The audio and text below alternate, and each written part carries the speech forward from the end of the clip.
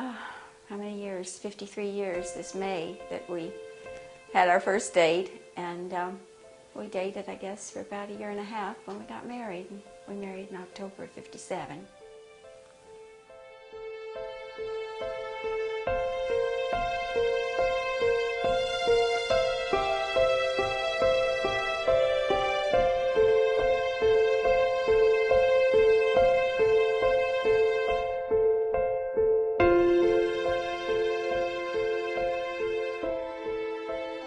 We met through a mutual friend, a fellow he had gone to high school with, introduced us.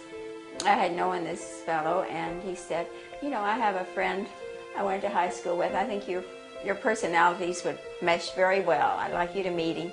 He introduced us, and it was back in 1956.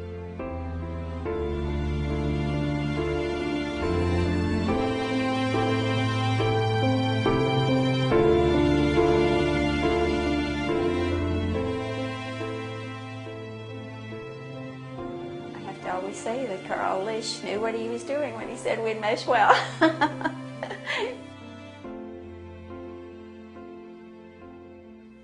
Somebody's cutting our grass, and I'm real happy with it. Yeah, well, they won't cut it again for a week or so. They just cut it, but it's growing so fast.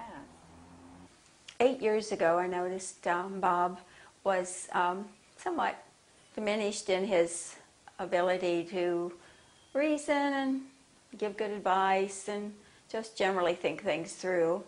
And at the same time, the doctor noted that he walked more slowly and was beginning, instead of taking regular steps, he's just kind of shuffling more. And slowly, you know, I guess really on vacation we realized that it was something more serious when he got in the car at the airport and couldn't remember how to drive.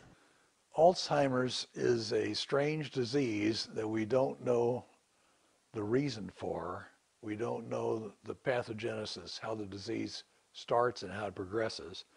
We see only the evidence from the outside. The reason that Bob is not in a nursing home is because he has family. If he didn't have family, he would be in a nursing home. He is unable to fend for himself, to shop, to cook, to remember to get things out. He could not make a sandwich by himself. He cannot, if he got the mayonnaise and the bread out, he couldn't put the mayonnaise away or wouldn't know where it went. It's a tribute to his wife taking care of him this long.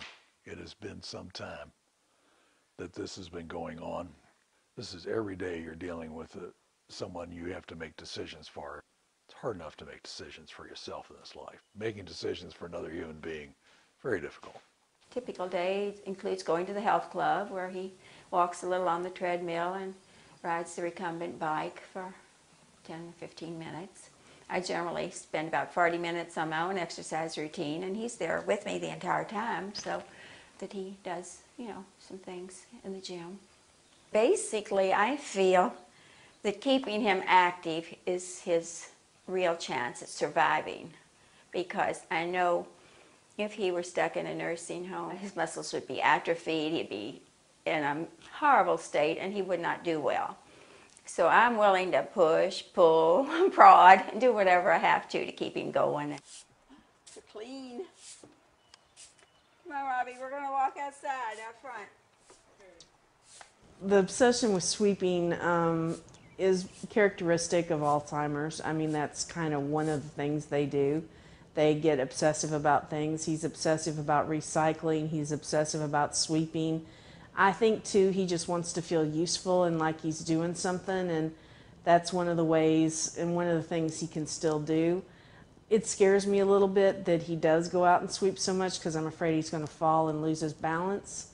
I wish he'd quit, but it's not going to happen. My mother is doing an awesome job taking care of Dad. I mean, she is just amazing. I hope that I will be able to be as great with him as she is. I mean, she tends to his every need. She's got patience, endurance. You know, she runs out a little bit at times, but I think we all will. I'll give you this metro section, too. Yeah, I got 6 pages. You got 3 pieces. National news, local news, and sports. One of the big things to me that I miss most is the interaction with other people and going to the theater and concerts and traveling, all of which now seem, that it's not a good idea because he gets restless. Don't worry about it. Come on in and watch your TV. Okay. Come on now. There's something called the sundowner syndrome. For a lot of Alzheimer's patients, after sundown, they get a little restless.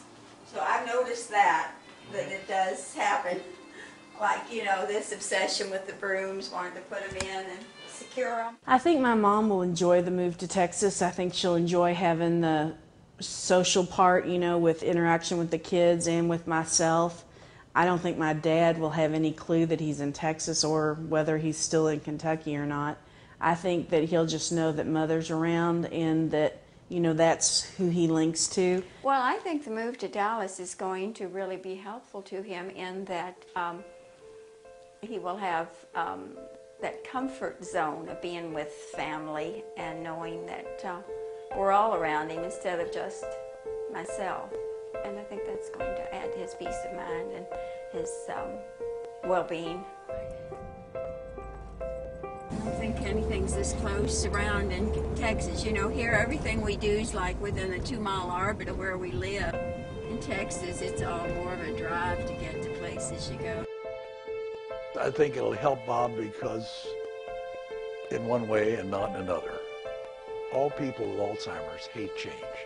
They don't want to go out of the house many times. Many times when they do go out of the house, they have to be with someone else, their friend or something, or they get lost. If they go away from the home, they can't find their way home. They have to be led or driven or whatever. And if they don't go with somebody they know, they're very fearful. They have no sense of where they are or how to get back. It is a terrible sensation. We've all had nightmares like that. The person with it doesn't suffer as much as the people around them because they're the ones that taken the arrows. They're the ones who knew and loved the person who was. Would you do it all over again? Oh yes, I would. It's been a wonderful life. I have no regrets about anything. We had a wonderful daughter and just a great life together. And it's still good. There are many good things about it still that we enjoy. So it's by no means come to a halt. And I would not change a thing in my life. It's been very good.